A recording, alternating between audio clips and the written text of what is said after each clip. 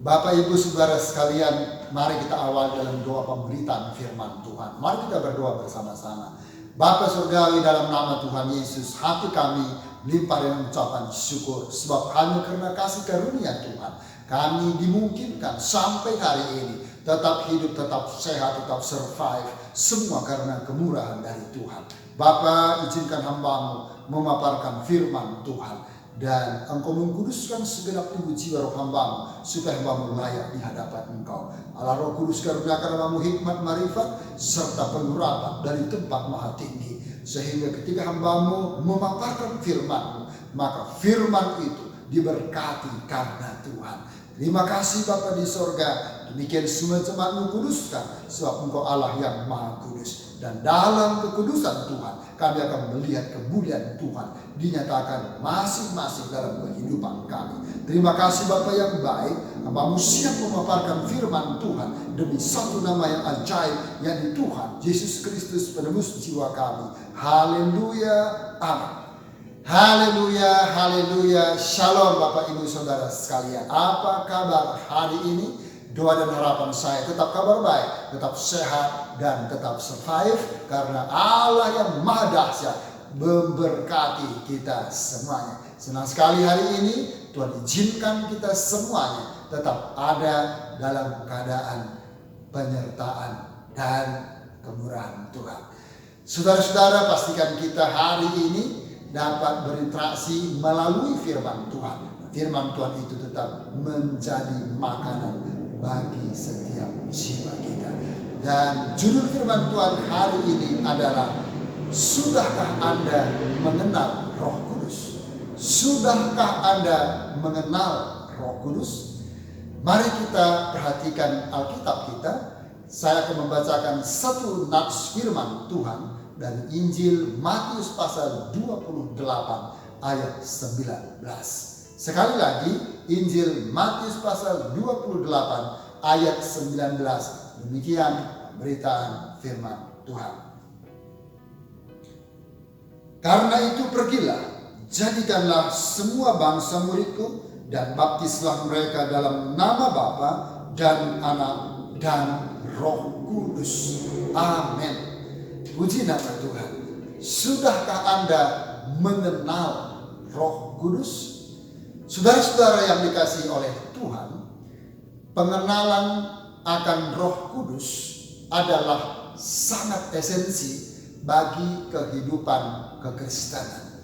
Anda dan saya, kita semuanya wajib hukumnya, bahkan harus dapat mengenal Allah Roh Kudus. Mengapa demikian? Sebab dengan pengenalan kita terhadap Roh Kudus menentukan bagaimana kita menyikapi Roh Kudus, mengasihi Roh Kudus, dan melakukan apa yang menjadi perintah Roh Kudus dalam masing-masing kehidupan kita semuanya. Dan melalui pengenalan kita kepada Roh Kudus akan menentukan bagaimana saudara dan saya membangun hubungan yang begitu karib dengan Allah kita. Dan dengan pengenalan kita kepada Roh Kudus, kita akan mengetahui bagaimana kita harus bersikap, bagaimana kita harus bertindak, bagaimana kita harus hidup sesuai dengan parameter firman Allah. Puji nama Tuhan.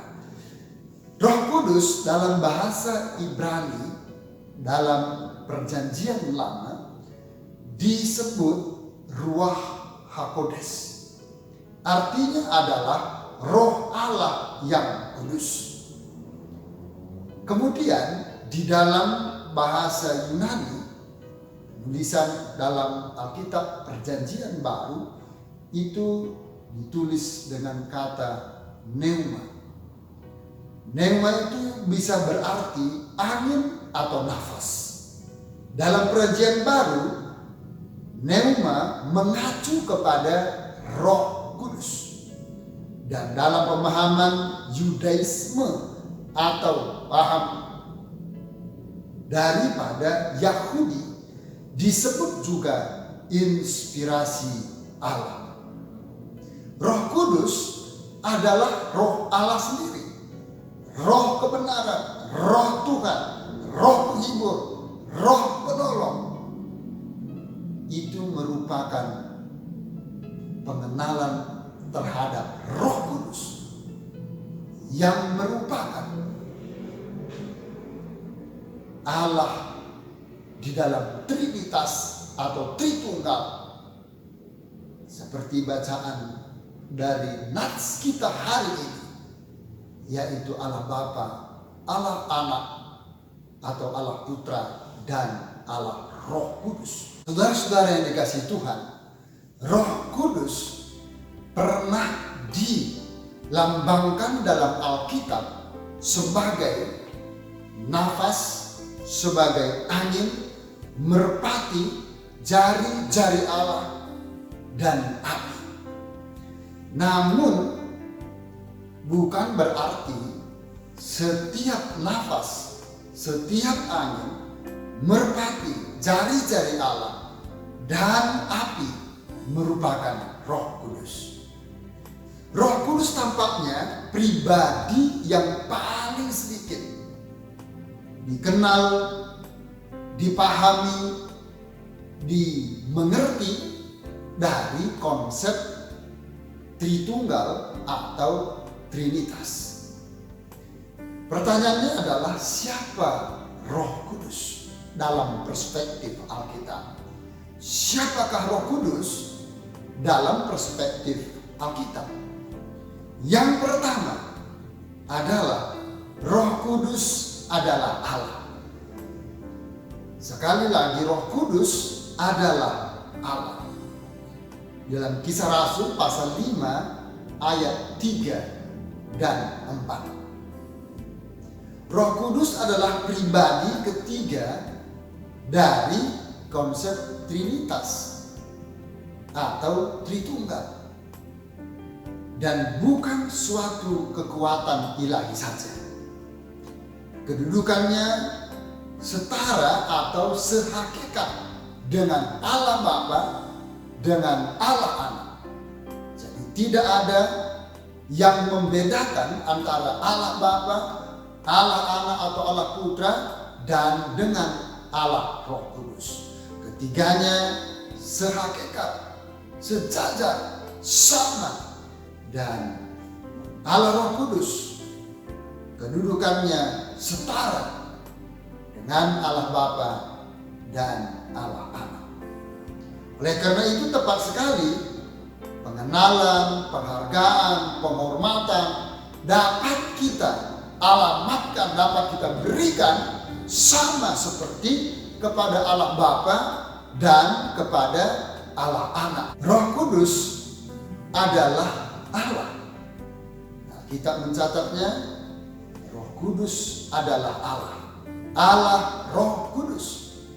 Sama seperti ayat Nas yang sudah dibacakan tadi, Matius pasal 28 ayat 19.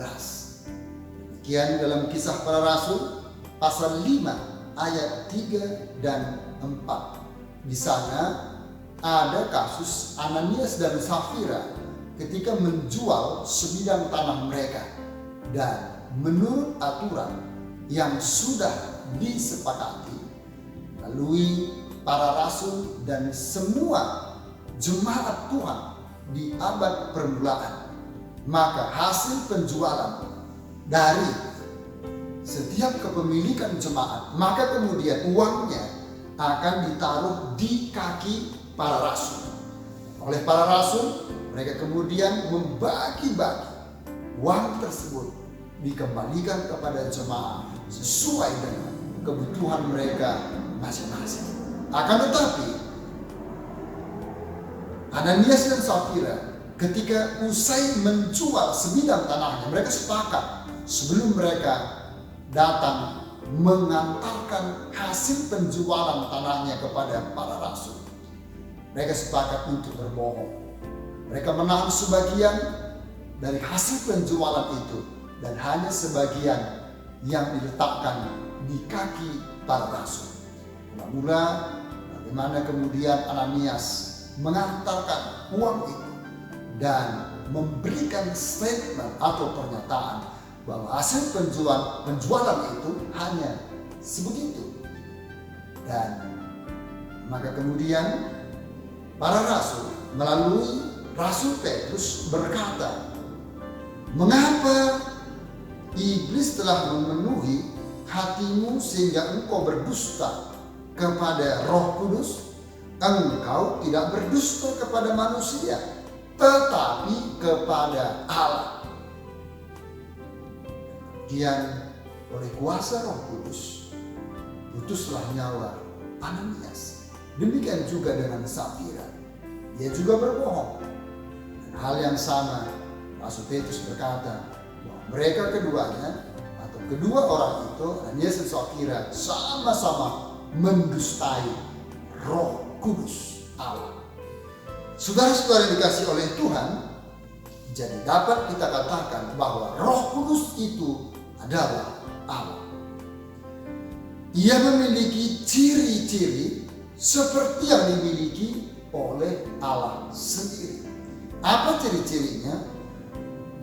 Roh Kudus mempunyai keadaan yang kekal. Sifatnya kekal. Ibrani 9 ayat 14. Roh Kudus, roh kekekalan. Dia sudah ada sebelum segala abad ada. Roh Kudus sudah ada sebelum alam semesta raya ini diciptakan. Dia sudah ada sebelum segala zaman ada. Dia sudah ada dari sejak kekekalan, dan dia tetap ada sampai kepada kekekalan. Dia ada dari kekal sampai kepada kekal. Roh Kudus adalah kekal selama-lamanya. Selanjutnya, ciri Roh Kudus adalah Maha Hadir. Mazmur 139 ayat 7 sampai 10. Dia adalah Allah yang Maha Hadir di semua tempat. Dia hadir secara paralel. Dia hadir di timur, dia hadir di barat, dia hadir di selatan, dia hadir di utara, dia hadir di Indonesia, dia hadir di luar Indonesia secara bersamaan. Itulah sebabnya Roh Kudus Maha Hadir atau disebut dengan omnipresent. Dia hadir di mana-mana, di dalam segala tempat.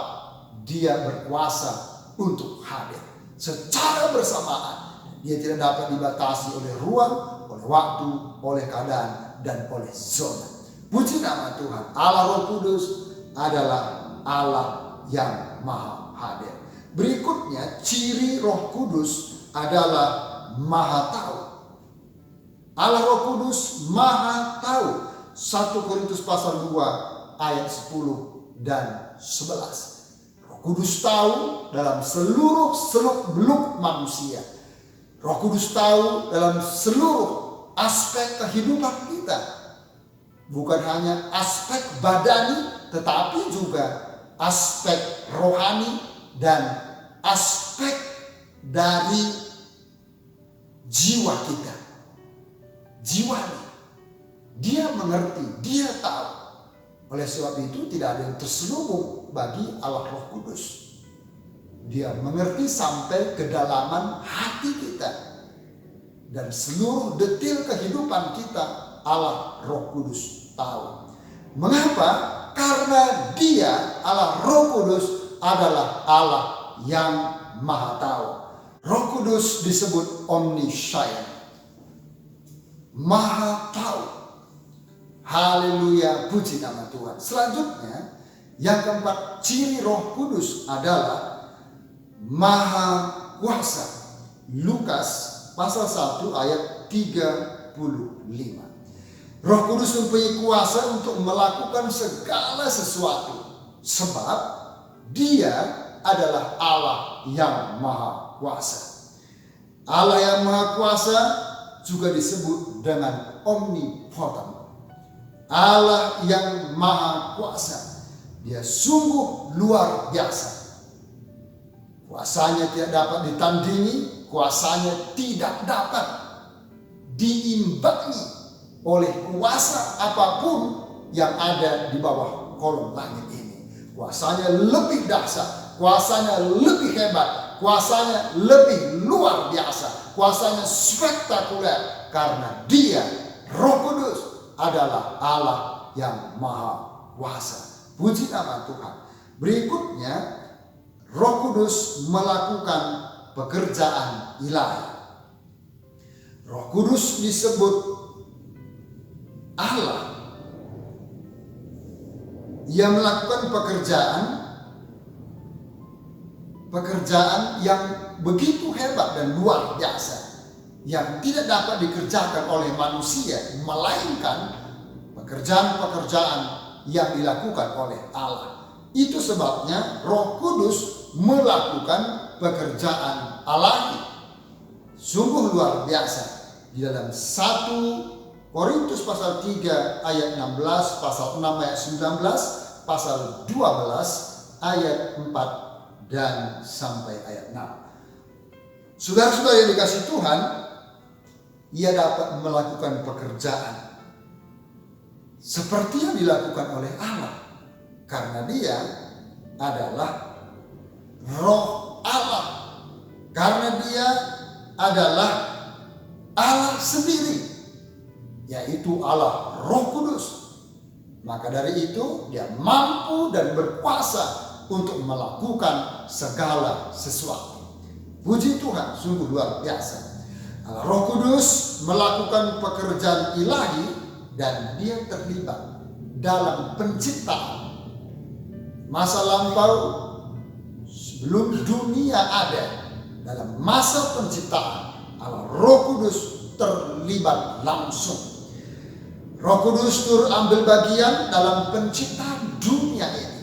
Kejadian pasal 1 ayat yang kedua, Ayub pasal 26 ayat 13, pasal 33 ayat yang keempat. Sungguh luar biasa. Roh Allah bekerja, Roh Kudus bekerja dengan dahsyatnya dalam penciptaan dunia, alam semesta raya. Sungguh luar biasa. Haleluya, puji nama Tuhan. Berikutnya, Roh Kudus melakukan pekerjaan ilahi dalam keterlibatannya, melakukan tanda ajaib. 1 Korintus pasal 12 ayat 9 dan 11. Juga Roh Kudus terlibat dalam kelahiran baru manusia. Yohanes pasal 3 ayat 15. Demikian juga Roh Kudus terlibat dalam hal pengilhaman atau pewahyuan. Para penulis kitab Perjanjian Lama dan Perjanjian Baru, mereka kemudian dimampukan untuk menulis karena adanya pewahyuan daripada Roh Kudus. Sehingga bukan karena kuat gagah, bukan karena kemampuan orang-orang yang Tuhan sudah pilih dan percayakan untuk menulis apa yang menjadi firman Allah disampaikan kepada manusia. Akan tetapi karena ada otoritas Roh Kudus, sehingga memampukan manusia-manusia, tokoh-tokoh Alkitab, kemudian mencatatkan firman Tuhan. Dan itu karena pertolongan Roh Allah, Roh Kudus. Nah, puji nama Tuhan. 2 Petrus pasal 1 ayat 21, 2 Timotius pasal 3 ayat 16 dan 17. Sungguh luar biasa. Allah Roh Kudus juga memampukan setiap orang percaya untuk kemudian melakukan segala sesuatu selama hidup di dalam dunia ini. Berikutnya, Roh Kudus juga menguduskan orang-orang percaya. Kala Allah memilih orang-orang percaya menjadi umatnya, maka Roh Kudus menyucikannya. Dalam 2 Tesalonika pasal 2 ayat 13. Dan selanjutnya Roh Kudus menginsafkan dunia menginsafkan manusia yang masih hidup dalam dunia ini dari dosa, dari kebenaran firman Allah, dan dari penghukuman. Dan itu sangat penting bagaimana kita hidup dalam dunia dan sungguh kita tidak luput daripada dosa. Dan oleh sebab itu maka Roh Kudus akan menginsafkan setiap manusia akan dosa. Nah, ketika manusia sudah insaf akan dosanya, maka kemudian mereka bertobat. Mereka kembali berpaling kepada Allah, kepada kebenaran firman, kepada apa yang menjadi perintah Tuhan dalam hidup mereka. Dan kemudian mereka insaf akan kebenaran firman Tuhan yang menjadi pola hidup, yang menjadi tolok ukur, yang menjadi parameter untuk kita berpikir, untuk kita berkata-kata, untuk kita bertindak di sepanjang kehidupan kita. Dan melalui Roh Kudus menginsafkan manusia akan adanya penghakiman. Bahwa Ibrani 9:27 bahwa satu hari kelak semua manusia pasti menghadapi kematian, lalu kemudian dihakimi. Oleh sebab itu manusia disadarkan agar supaya bahwa hidup ini ujungnya pasti menghadapi segala penghakiman. Artinya adalah bahwa apapun yang kita perbuat dalam dunia, sepanjang kita hidup dalam dunia, maka satu hari kelak semua itu masuk ke dalam penghakiman. Sehingga Allah lah yang menghakimi kita dari setiap jerih lelah, dari setiap perbuatan, dari setiap perilaku yang kita lakukan semasa kita hidup, semasa kita ada di dalam dunia ini. Harapannya adalah bahwa melalui Roh Kudus kita diinsafkan, manusia diinsafkan, dunia diinsafkan, bahwa hidup mereka harus sesuai dengan pola hidupnya Tuhan, agar supaya mereka tidak dibinasakan berikut dunia ini, tetapi mereka kemudian diselamatkan di dalam anugerah Tuhan, di dalam Yesus Kristus. Puji nama Tuhan, haleluya. Nah, saudara-saudara, Roh Kudus mempunyai kedudukan setara atau sehakikat dengan Allah Bapa dan Allah Anak. Jadi Allah Roh Kudus posisinya atau hakikatnya tidak lebih rendah dari Allah Bapa atau Allah Anak. Dia sejajar, dia sehakikat, dia setara. Maka dari itu kita harus mengenal dia secara benar, dan melalui pengenalan kita terhadap Allah Roh Kudus itu menentukan bagaimana kita mengasihi dia, bagaimana kita memberikan penghormatan kepada dia, dan bagaimana kita kemudian memohonkan peran Roh Kudus dalam kehidupan kita di sepanjang kehidupan kita. Sudahkah Anda mengenal Roh Kudus? Kiranya Roh Kudus menolong kita untuk mengenal dia, sehingga pengenalan kita memampukan Anda dan saya untuk hidup dalam perkenaan Tuhan. Tuhan Yesus memberkati. Mari kita berdoa bersama-sama. Bapa Surgawi, dalam nama Yesus, hamba-Mu sudah berhenti memaparkan firman-Mu karena keterbatasan hamba-Mu. Namun Allah Roh Kudus yang terus berbicara, menajamkan firman-Mu, meneguhkannya, serta memeteraikannya supaya menjadi rema, menjadi berkat bagi kami semuanya. Mohon mampukan kami untuk menjadi pelaku-pelaku firman dan hidup on the track sesuai dengan firman Tuhan. Terima kasih Bapa di sorga. Mohon ampun kalau selama ini kami kurang mengenal Roh Kudus dan kurang mengasihi dan kurang mentaati Roh Kudus dalam perjalanan kehidupan kami. Terpujilah nama-Mu Bapa dari kekal sampai kepada kekal. Terpujilah nama-Mu Yesus, terpujilah nama-Mu Roh Kudus dari kekal sampai kepada kekal. Dan Bapak Ibu Saudaraku yang terkasih, mari kita merendahkan kedua tangan kita untuk menerima berkat anugerah daripada Tuhan.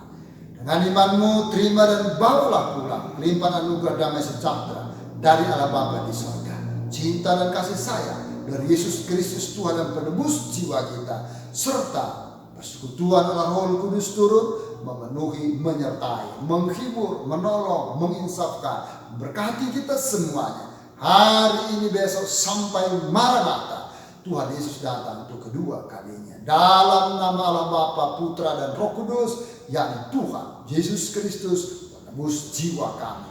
Tamatkan ibadah kami dengan penuh pengucapan syukur serta terima berkat Tuhan. Semua yang percaya katakan haleluya, haleluya, amin. Tuhan Yesus memberkati kita. Shalom.